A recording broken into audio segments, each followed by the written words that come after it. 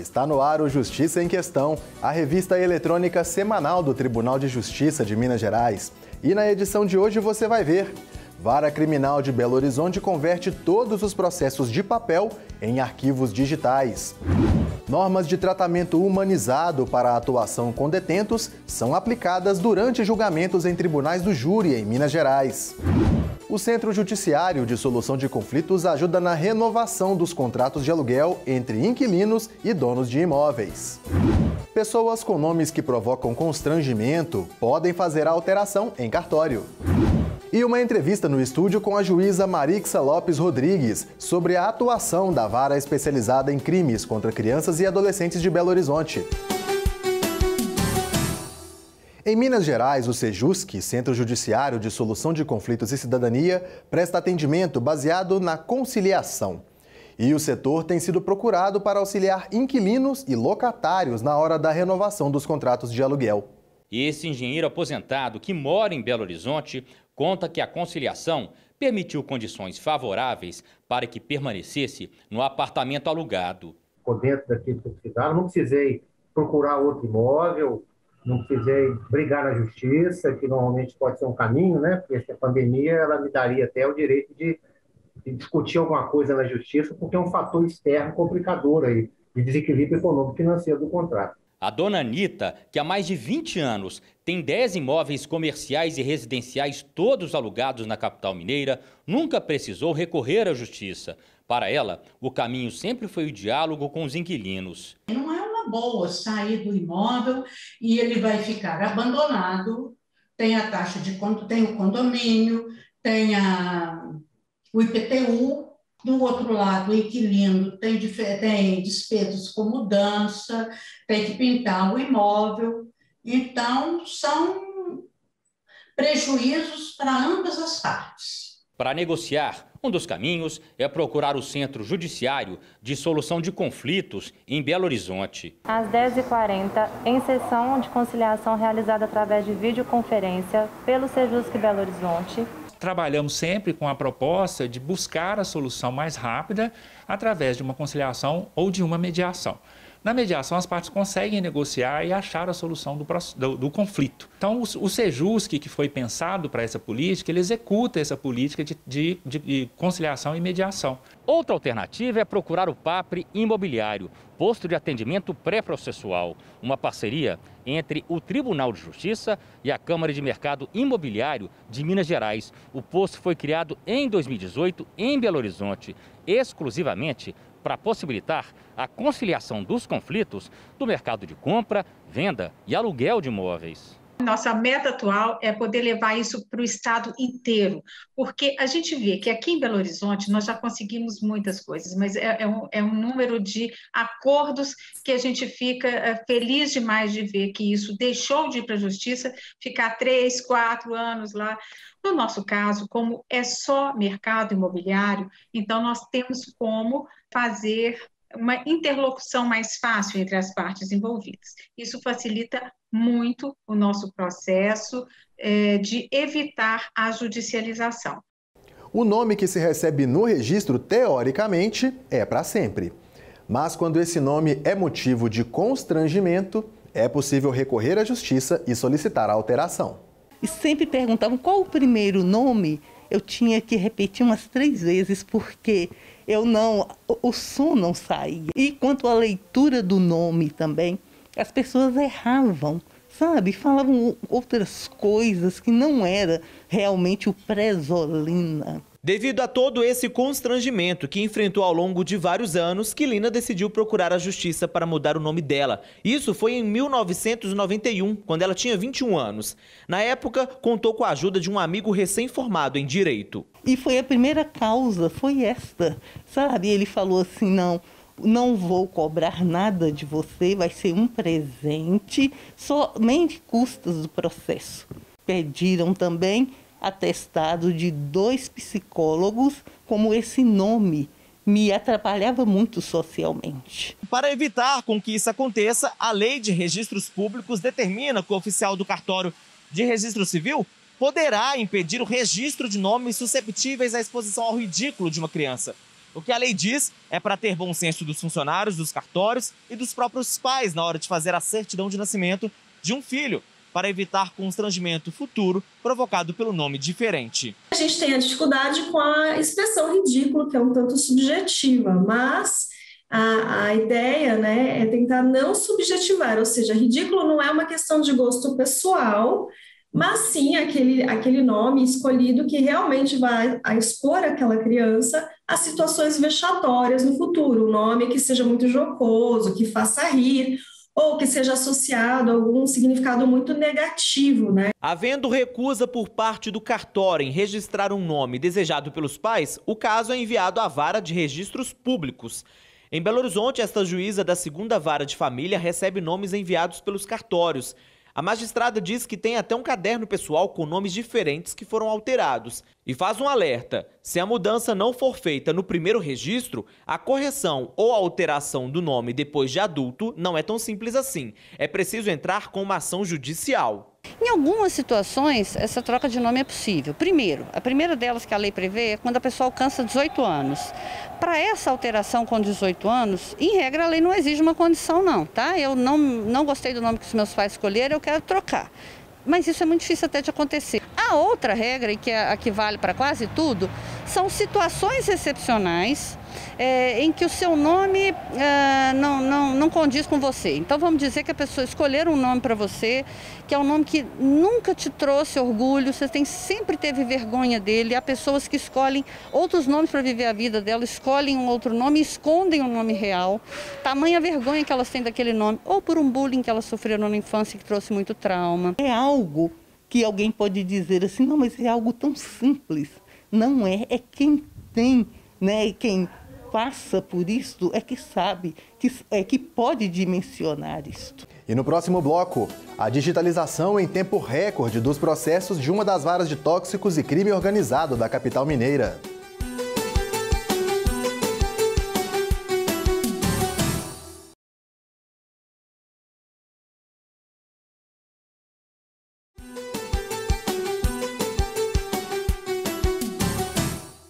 O Poder Judiciário em Minas tem o desafio de implantar o processo judicial eletrônico na categoria criminal. E, em tempo recorde, a 3ª Vara de Tóxicos, Crime Organizado e Lavagem de Bens e Valores em Belo Horizonte conseguiu digitalizar todos os processos criminais. Na 3ª Vara de Tóxicos, Crime Organizado e Lavagem de Bens e Valores, que funciona no Fórum Lafayette em Belo Horizonte, o atendimento no balcão vai se tornar cena rara.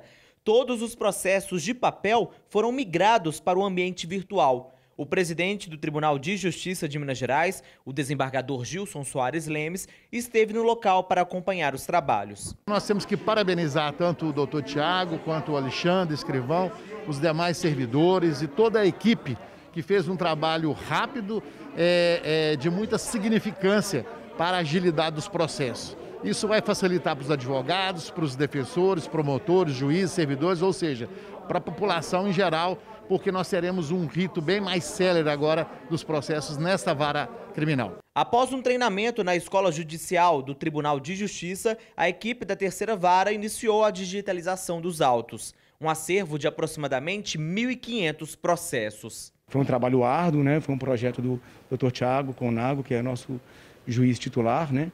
Que implantou uma nova gestão aqui na vara e atingimos o objetivo aí com 2 meses de antecedência. Praticamente 2 meses e meio nós conseguimos digitalizar e virtualizar, implantar todos os nossos feitos em andamento. A partir de julho, 1º de julho, nossa vara não irá ter mais processo físico. Para chegar a esse objetivo, foi montado um cronograma de trabalho entre os 9 servidores da Secretaria. Não houve advento de outros servidores para esse papel, o que foi uma organização mesmo da Secretaria para esse fim, né? Nós conseguimos redimensionar o trabalho a partir da alocação de outros servidores, nessa função específica de digitalização. Uma parte da unidade judiciária ficou dedicada só a isso, o que possibilitou esse resultado. O juiz diretor do foro disse que a liberação dos processos de papel transforma o ambiente para melhor. É uma vara, se você ver, ela está até mais clara. Ela tem até mais arejamento. Você não tem que ter dois processos de trabalho, um para o PJE, outro para o físico. Você vai unificar, você vai trabalhar menos com mais resultado. O Corregedor-Geral de Justiça também acompanhou a visita e disse que o trabalho é também um legado para o Poder Judiciário. Isso é um exemplo para toda a nossa comunidade forense, para as demais unidades, tanto aqui da capital como do interior, que mostra que quando o juiz quer, o servidor quer, ele consegue fazer independente de ajuda externa ou interna do próprio tribunal, né? Com os próprios servidores. Isso é um exemplo muito bom. Quem vai ganhar é o jurisdicionado, com a agilização da prestação judicial. Confira agora os destaques da semana do Judiciário Mineiro. O presidente do Tribunal de Justiça de Minas Gerais, desembargador Gilson Soares Lemes, recebeu a procuradora do Ministério Público de Contas do Estado, Elke Andrade. No encontro, foram discutidos detalhes para a elaboração de 3 termos de cooperação técnica. O primeiro envolve a capacitação de servidores com cursos de Sistema de Informação e Inteligência. O segundo trata da aplicação do Programa Integridade do TJMG no Ministério Público de Contas. E o terceiro pretende viabilizar a recuperação de créditos por parte dos municípios mineiros. As parcerias serão assinadas assim que as minutas estiverem prontas. O Tribunal de Justiça de Minas Gerais participou do Expojude. Trata-se do maior congresso de inovação, tecnologia e direito do Brasil. O evento virtual contou com a participação de 52 instituições de justiça e 20 laboratórios de inovação. Por meio da Diretoria de Informática, o TJMG apresenta o programa Justiça Eficiente, que tem 15 ações, entre elas a modernização tecnológica e o desenvolvimento da cultura da conciliação e mediação. E os Centros Judiciários de Solução de Conflitos e Cidadania foram inauguradas em 5 comarcas de Minas Gerais. Devido à pandemia, as inaugurações foram feitas por meio virtual. Os Sejusques foram instalados nas cidades de Brasópolis, Senador Firmino, Alvinópolis, Cristina e Porteirinha. O PROJEF, Programa Justiça Eficiente, prevê a instalação de Sejusques em todas as comarcas até 2022. Até o momento, os centros judiciários estão presentes em 240 das 297 comarcas mineiras. O primeiro vice-presidente do Tribunal de Justiça de Minas Gerais, o desembargador José Flávio de Almeida, participou do lançamento do Programa Nacional de Combate à Corrupção. Ele representou o presidente do Tribunal de Justiça, desembargador Gilson Soares Lemes, no evento que foi por videoconferência. A iniciativa é do Tribunal de Contas da União, da Controladoria Geral da União e da Estratégia Nacional de Combate à Corrupção e à Lavagem de Dinheiro. Participaram do evento o presidente do Tribunal de Contas do Estado, conselheiro José Alves Viana, o governador Romeu Zema, o procurador-geral adjunto do Ministério Público, Carlos André Mariani Bittencourt, e o presidente da Associação de Municípios, Gilvan Lacerda.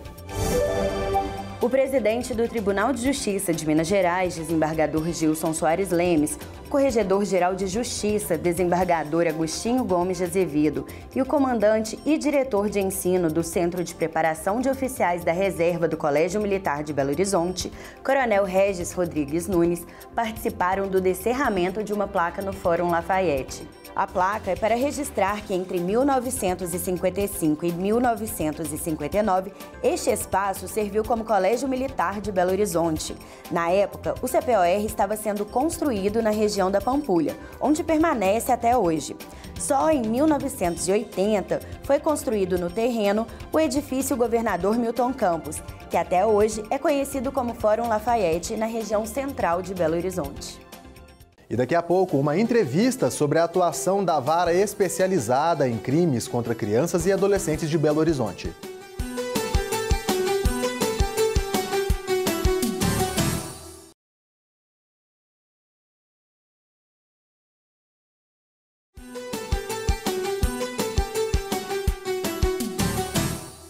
O Conselho Nacional de Justiça, com base em um tratado da ONU, fixou regras que garantem um tratamento digno aos réus durante a realização do tribunal do júri.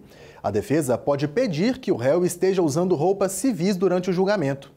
O argumento é de que o uniforme de presidiário pode interferir no resultado final. Cenas como essas de réus com uniformes de presídios durante o julgamento são cada vez mais raras em Minas Gerais. Nos tribunais do júri do Estado, os acusados têm o direito de usar roupas civis. A medida tem origem nas regras de Mandela, um tratado da ONU em homenagem ao ex-presidente sul-africano Nelson Mandela, que ficou 27 anos preso. O documento define princípios para o tratamento digno e humanitário dos presos. As regras de Mandela, elas constituem cerca de 122 conceitos criados pela ONU para imposição aos seus signatários, como uma orientação de tratamento à questão do recluso, do preso, daquele privado de liberdade. Estabelece condições locais de higiene, de espaço físico, iluminação, vestimenta, atendimento médico, disciplina, todos os aspectos que envolvem a vida, o dia a dia daqueles reclusos. Um dos artigos do tratado estabelece que, em circunstâncias extraordinárias, sempre que um preso estiver fora do presídio, por motivo autorizado, ele poderá usar roupas próprias ou discretas. Ciente das regras de Mandela e fiscalizador do direito, esse defensor público do Estado montou uma espécie de guarda-roupas em uma sala do Fórum Lafayette. Roupas doadas e compradas pelos próprios defensores públicos são usadas por réus de famílias carentes nos julgamentos. A Defensoria Pública tem um cuidado muito especial para que o preso, para que o assistido, que será julgado perante o Tribunal Popular, ele seja realmente tratado como um cidadão comum, observando todos os seus princípios. E nós entendemos que essa roupa prisional, aquele uniforme vermelho do presídio, ele já carrega em si um estigma de uma pessoa condenada. Nós temos um respeito profundo pela intenção do preso com relação à sua vestimenta. O preso não é obrigado a ficar aqui com a vestimenta oriunda da unidade prisional, assim como não fica algemado. Então, o comportamento e o tratamento do preso dentro do tribunal do júri é dado como se fosse um cidadão qualquer. E a dignidade também deve ser direcionada aos adolescentes e crianças vítimas de crimes que precisam de uma escuta diferenciada. Em Minas, a Justiça criou uma vara especializada para atender esses menores. E quem vai explicar para a gente sobre os trabalhos nessa área é a juíza Marixa Lopes Rodrigues. Seja bem-vinda, doutora. Muito obrigada, Eduardo, pelo convite. Bom, a que se destina exatamente o atendimento da VECA, como ela é popularmente chamada? É uma vara especializada em crimes contra crianças e adolescentes, cuja competência abarca, na sua maioria, crimes de maior gravidade, crimes violentos, seja violência real ou ficta. No caso aí, do nosso acervo, 90% são crimes de estupro de vulneráveis. Como é que é feita essa escuta diferenciada desses jovens? Olha, a criação dessa vara especializada, ela veio ao encontro de uma determinação da lei federal, da lei 3.431, que é a lei do depoimento especial, no sentido de que, de fato, existam espaços acolhedores para que essas crianças, sejam vítimas ou testemunhas de crimes violentos, pudessem ser ouvidas. E então, a nossa vara, a gente tem essa preocupação nesse acolhimento a partir do momento que a criança chega. Quando ela põe o pé na vara, na porta de entrada, ela já é acolhida, né? Até o nosso vigilante, o nosso porteiro, ele é orientado a ser cauteloso, educado, acolhedor, né? A criança e sua representante legal, o adolescente e sua representante legal, eles são acolhidos na porta de entrada, encaminhados para uma sala de espera. Essa sala de espera, ela tem elementos lúdicos para que possa deixar as crianças à vontade, também tem jogos que possam deixar os adolescentes à vontade, né? Nós temos 2 salas de espera, uma sala climatizada, ela fica com o seu representante legal, aguardando o momento que a psicóloga chega para fazer o primeiro acolhimento, né, no sentido de conversar, de explicar como flui o depoimento especial, de tranquilizar aquela família, né, que normalmente eles chegam sem saber em que terreno estão pisando. Então, a psicóloga cumpre esse papel de acolhimento inicial e de tranquilizar essa família. E, em seguida, é que se passa, de fato, ao encaminhamento dessa criança, desse adolescente, para a sala de depoimento especial. Parece que Minas Gerais se destaca seguindo esses protocolos, porque nem todos os municípios têm uma estrutura para oferecer esse serviço, isso é verdade? procede. Minas Gerais é um estado que tem se preocupado muito com os crimes contra a criança e adolescente. Para você ter uma ideia, na nossa unidade, desde a sua criação, a princípio sempre foi apenas um magistrado. Inicialmente teve uma juíza auxiliar, a doutora Juliana Beretta, que ficou alguns meses na vara, depois eu assumi a titularidade da vara. E com o tramitar, né, do fluxo de processos e a quantidade de audiências que realizamos por dia, de manhã e à tarde, eu tive um pleno acolhimento do Tribunal de Justiça a uma questão que é a necessidade de aumentar o número de juízes da vara, porque o Ministério Público teve essa sensibilidade e aumentou o número de promotores. Era uma promotora e uma juíza, ficaram por um ano 2 promotoras e apenas eu como magistrada. E em março desse ano, o Tribunal de Justiça designou um outro juiz para estar cooperando comigo. E aí a gente está fazendo audiência na manhã e à tarde, de segunda a sexta, fazendo oitivas. Eu não sei se o serviço foi interrompido durante a pandemia, mas temos uma média de quantos atendimentos eram prestados e quantos estão sendo prestados agora?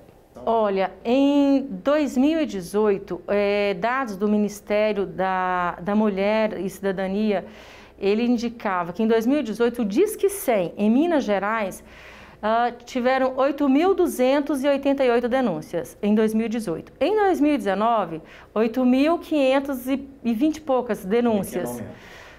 Em 2020, a pandemia, 2.500 denúncias. Reduziram as denúncias. Por quê? A criança passou a ficar, e o adolescente, enclausurados dentro da casa, que normalmente é o ambiente que fica o próprio agressor.